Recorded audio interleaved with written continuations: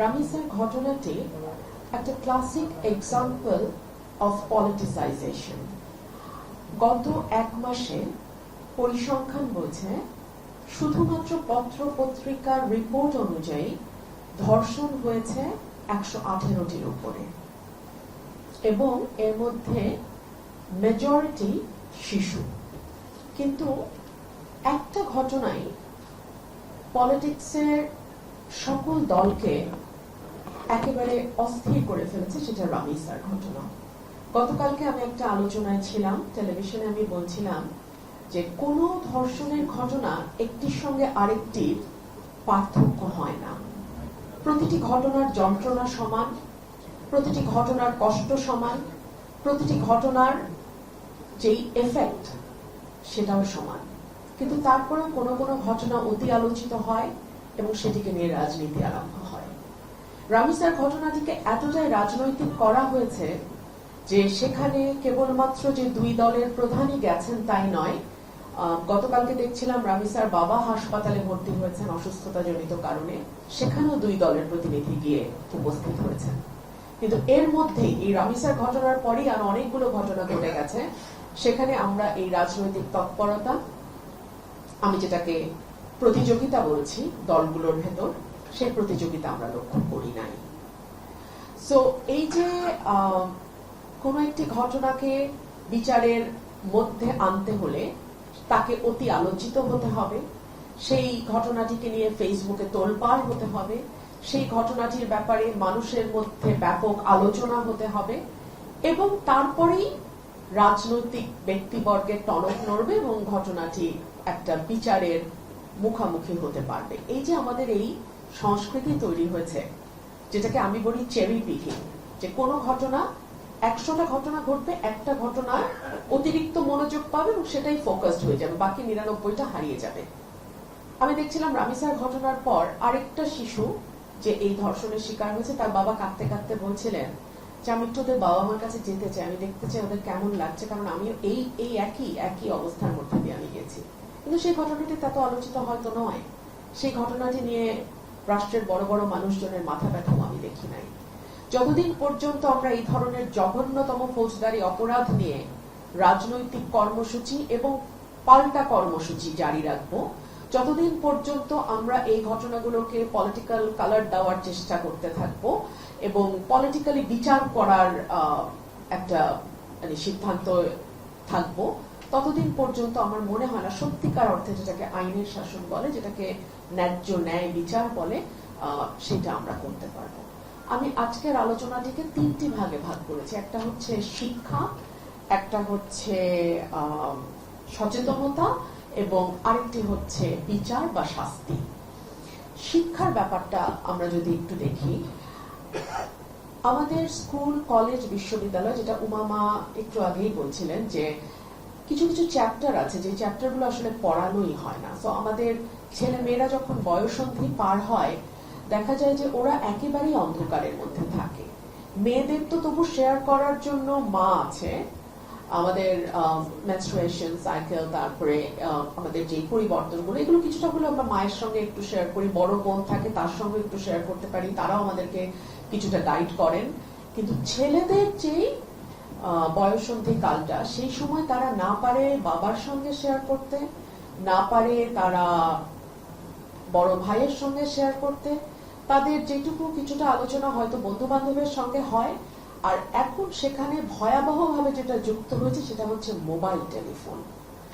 মোবাইলে তারা কি দেখে, কি না দেখে, কি কোনটা সার্চ করে, কোনটা তারা কোন সাইটগুলোতে তারা যায়, এটা কিন্তু বেশিরভাগ সময় পরিবার খেয়াল রাখে না। সো তারা প্রপার সেক্সুয়াল এডুকেশন বলতে যেটা বোঝায়, সুষ্ঠু শিক্ষা যৌন বিষয়টাতে, সেটার ব্যাপারে আমাদের সমাজে সিরিয়াস ট্যাবু আছে। দুজন বন্ধু মিলে মোবাইলে যখন একটা অড PG-18 দেখে, তখন কিন্তু আমরা দেখেও না দেখার ভান করি, বুঝেও না বোঝার ভান করি, ওটা ঠিক আছে। কিন্তু একটা প্রপার এডুকেশন, সেই ব্যাপারে আমাদের বিরাট ট্যাবু, এবং সেই ব্যাপারে আমরা আসলে প্রস্তুতি না। তো একটা পাঠ্যপুস্তক প্রণয়নের আগে আমাদের সামাজিক প্রস্তুতিরও তো একটা ব্যাপার আছে। আমি এখানে আশা করব যে মিডিয়া কিন্তু ভীষণ রকম আমাদের জীবনের সঙ্গে ওতপ্রোতভাবে জড়িয়ে আছে। আমি মিডিয়ার কাছে আমি আবেদন রাখবো যে আপনারা যেভাবে স্যানিটারি ন্যাপকিন বা উইমেন হেলথ ইস্যুগুলোতে অনেক জায়গায় ট্যাবু ভেঙেছেন, ঠিক একইভাবে আমাদের সেক্স প্রপার এডুকেশনের ব্যাপারে আমাদের সমাজে যে ট্যাবু আছে সেটা ভাঙতে আপনারা কিছুটা হলেও ভূমিকা পালন করবেন। আমাদের পরিবারগুলোতে, আমাদের বিশেষ করে সাবকন্টিনেন্টের পরিবারগুলোতে আমাদের দেখা যায় যে বয়সন্ধিকালে ছেলেমেয়েদের ফার্স্ট হ্যারাসমেন্টের এক্সপিরিয়েন্স হয় ফ্যামিলি মেম্বারসদের কাছ থেকে। এবং বাংলাদেশে কেউ স্বীকার করুক আর না করুক, মোর দ্যান মেজরিটি, মানে আমি বলবো যে 51% অনেক বেশি শিশু কন্যারা ঘরের ভেতরেই সেক্সুয়াল হ্যারাসমেন্টের শিকার শৈশবে হয়ে যান। এটা যখন তারা প্রথমে মাকে শেয়ার করতে যান, মা বলেন আচ্ছা বাদ দাও, এটা কাউকে বলার দরকার নাই, যা হয়েছে হয়েছে। Am I right or wrong? Isn't it? তাই তো হয় না? সো এই যে মুখে হাত চেপে দেওয়া শুরু হলো জীবনের শুরু থেকে, তারপর থেকে মেয়েরা ওই মুখে হাত চাপা দিয়েই চলে। একটা কথা বলি, আমাদের সমাজে বলা হয় ছেলেরা হলো বংশের বাতি, তাই না? কিন্তু মজা হলো পরিবারের সম্মান কিন্তু মেয়ের কাঁধে থাকে। মেয়ের পান থেকে চুল খসলে সেটা নিজের দোষেই খসুক আর সেটা অন্য কেউ জোর করে নিয়ে যাক, সেটার সঙ্গে কেন জানি পরিবারের সম্মান ওতপ্রোতভাবে জড়িয়ে যায়। সো একটা মেয়ে ছোটবেলা থেকে শিখে যায় যে তাকে বলা যাবে না, যা হয়েছে অন্ধকারে সেটা অন্ধকারেই রেখে দিতে হবে। সো এই কারণে ধর্ষণের যতগুলো সংখ্যা পরিসংখ্যান আমরা দেখি, সেটা হচ্ছে একেবারে টিপ অফ দ্য আইসবার্গ। এর নিচে অনেক অনেক অনেক না বলা কথা, অনেক ঘটনা, যে ঘটনাগুলো কোনো দিনও আলোর মুখ দেখে না। সো পরিবারকেও সচেতন হতে হবে, গুড টাচ ব্যাড টাচ যেমন শেখাতে হবে, একই সঙ্গে এটাও পরিবারের মানুষের মাথার মধ্যে ঢুকিয়ে নিতে হবে যে 8-10টা ক্রিমিনাল অফেন্সের মতোই সেক্সুয়াল হ্যারাসমেন্ট বা অ্যাবিউজও কিন্তু একটা অপরাধ, একটা ফৌজদারি অপরাধ, এবং অপরাধের জন্য দায়ী অপরাধী, যার উপর অপরাধটা হয়েছে সেই ভিকটিম নয়। সো এই যে এই শিক্ষাটা একটা পরিবারের ভেতরে ছেলে এবং মেয়ে দুজনকেই এই শিক্ষাটা দিতে হবে এবং এই সচেতনতাটা পরিবারের ভেতর থেকেই তৈরি হতে হবে।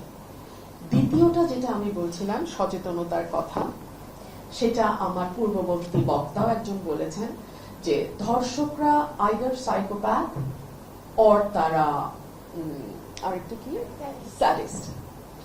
সো তাদের মনস্তাত্ত্বিক ব্যাপারও আছে। আবার আরেকটা বিষয় আপনারা লক্ষ্য করবেন যে ধর্ষণের সঙ্গে ক্ষমতা ওতপ্রোতভাবে যুক্ত।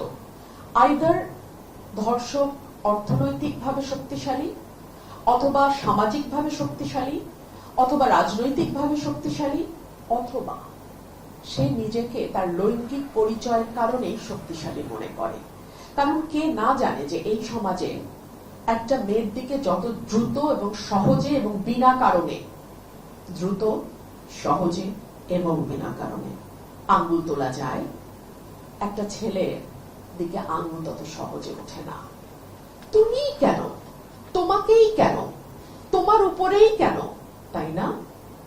বাবা মাকে বলতে গিয়ে বহুবার এই প্রশ্নের মুখোমুখি অনেককে হতে হয় নাই, কিংবা ইভেন ম্যারিটাল লাইফে গিয়ে হাজবেন্ড বলে নাই তোমার দিকেই কেন মানুষ তাকায়, তোমারই সমস্যা, তুমি ওইভাবে চলো, তুমি ওইভাবে কথা বলো, তুমি ওইভাবে সাজো, তুমি ওইভাবে ড্রেস আপ করো। It has nothing to do with your dress up or your সাজগোজ or anything. এটা ওই মানুষটা যিনি এই অপরাধটি করছেন, আরেকজন খুনি, আরেকজন প্রতারক, আরেকজন ফৌজদারি অপরাধকারীর মতোই তার সমস্যা, এটা ভিকটিমের সমস্যা না। সো এই সচেতনতাটা আমার মনে হয় পরিবার থেকে শুরু হয়ে সমাজে এবং রাষ্ট্রে সর্বত্র তৈরি হওয়া দরকার। আমার ভাই এখানে উপস্থিত ছিলেন, উনি চলে গেছেন। হ্যাঁ, আমি জানি না ওনার অবর্তমানে ওনার কথাটা অ্যাড্রেস করা কতটা সঙ্গত হবে, কিন্তু আমার একটু জবাব দিতে হবে। উনি বলেছিলেন, প্রশ্ন তুলেছিলেন বারবার, ওয়াই মাদ্রাসা, কেন মাদ্রাসাকে আইসোলেট করা হয়? মাদ্রাসাকে আইসোলেট করা হয় কয়েকটা কারণে।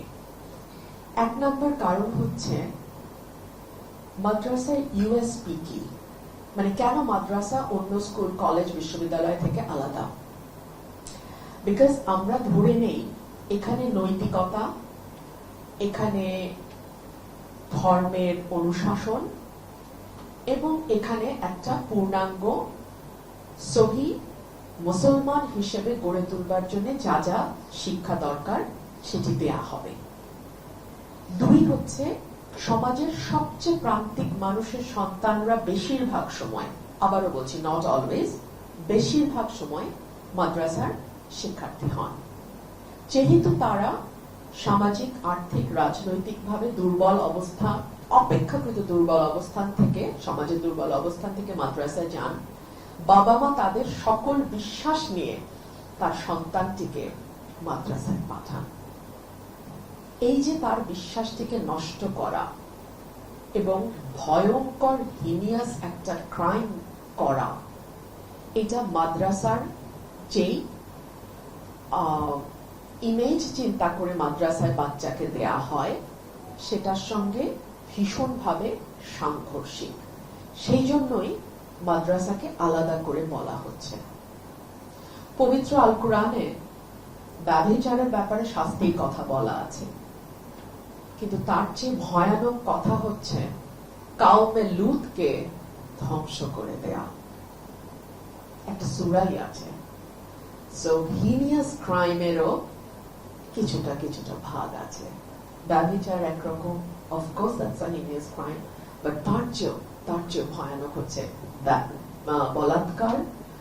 And when it comes to বাচ্চা ছেলেরা, একেবারে শিশুরা, বাবা মা তাদের সকল বিশ্বাস এবং আস্থা নিয়ে আপনাদের কাছে দিয়ে যায়, তারপরে যখন সেই ছেলেটা বলাৎকারের শিকার হয়, কাউকে বলতে পারে না, আত্মহত্যা করে, আইন সরিয়ে রাখে। একজন মানুষ হিসেবে নিজেকে প্রশ্ন করেন তো, কেন এই ক্রাইমটা আর 10টা ক্রাইমের চেয়ে আরো বেশি ভয়ানক, আরো বেশি নির্মম, আরো বেশি ভয়ঙ্কর? লাস্ট যে জায়গাটায় আমি আসবো, ডিপলিটিসাইজেশন, আমি আগে আলোচনা করেছি শাস্তির ব্যাপারে। No means no. আমাদের আদালতগুলোতে একসময় চেষ্টা করা হতো, যেটা বিলাতেও হয়েছে, ব্রিটিশ লিগাল সিস্টেমেও হয়েছে, ভিকটিমকে ক্যারেক্টারলেস প্রমাণ করার চেষ্টা। এটা বাংলাদেশের সবখানেই হয়। আরে ভাই, পলিটিক্সে মতে না মিললেও তো ক্যারেক্টার অ্যাসিসিনেশন হয়, তাই না? আমি এটার একটা মজার উত্তর দিই। মেয়েদের ক্যারেক্টার নিয়ে কথা হয়, কারণ যেটুকু ক্যারেক্টার সেটা মেয়েদেরই থাকে। ছেলেদের যেহেতু কোনো ক্যারেক্টারই নাই, সেটা নিয়ে আর আলাপই হয় না। It's a joke, huh? It's a joke, don't take it seriously. So, now means না। সুতরাং আমাদের লিগাল সিস্টেমও এখন এটা এসছে যে নারীকে যখন ধর্ষণের অভিযোগ নিয়ে এসে আদালতে যায়, তখন তার চরিত্র সংক্রান্ত প্রশ্ন করা যাবে না। যে মেয়েটি অমনি, মেয়েটি ওখানে অত রাতে ছিল কেন, ওই পোশাকে ছিল কেন, ওই বন্ধুর সাথে ছিল কেন, এই প্রশ্নগুলো করা যাবে না। এবং আমাদের ধর্ষণে অনেক সময় দেখা যায় আপোষ মীমাংসা করার চেষ্টা, যেটা আমার বোন বলে গেলেন, যেটা তো আপোষ মীমাংসা হতে পারে না, এটা তো আপোষযোগ্য অপরাধী না, তো মীমাংসা কি করে হবে? তারপরে হয় তার কারণ, ওই যে বলেছিলাম আলোচনার শুরুতে, যে একজন মেয়ের সাথে পরিবারের সম্মান জড়িয়ে ফেলে একটা বয়ান তৈরি করা হয়। সো বলা হয় যে ওর বিয়ে দিতে হবে, ওর ভাই বোনদের ভবিষ্যৎ আছে, বোনদের ভবিষ্যৎ আছে। সো এই সব কিছু দেখে কিছু টাকার বিনিময়, যেহেতু সাধারণত সমাজের মার্জিনালাইজড পিপল এই ধরনের সহিংসতার শিকার বেশি হয়, অথবা তাদের উপরেই এই ধরনের অত্যাচার বেশি হয়, সো দেখা যায় এক ধরনের সমঝোতার চেষ্টা দেখা যায়। সো আমার মনে হয় যে এই জায়গাগুলোতে আমাদের বিচার বিভাগ যদি আরেকটু সক্রিয় হয়, আরেকটু উইমেন ফ্রেন্ডলি হয়, ভিকটিম ফ্রেন্ডলি হয়, আমার মনে হয় যে আমাদের পক্ষে হয়তো আরেকটু বেটার বাংলাদেশ, আরেকটু লিভেবল বাংলাদেশ, মেয়েদের জন্য আরেকটু নিরাপদ বাংলাদেশ আমরা করতে পারবো। সবাইকে অনেক অনেক ধন্যবাদ।